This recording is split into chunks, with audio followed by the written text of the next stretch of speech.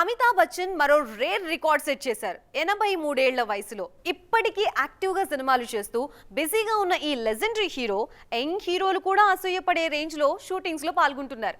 తాజాగా షూటింగ్స్ విషయంలో ఆయన సెట్ చేసిన ఓ బెంచ్ మార్క్ ప్రేక్షకులతో పాటు ఇండస్ట్రీ జనాల్ని కూడా ఆశ్చర్యపరుస్తోంది. Legendary star Amitabh Bachchan dedication గురించి ప్రత్యేకంగా చెప్పాల్సిన పని లేదు.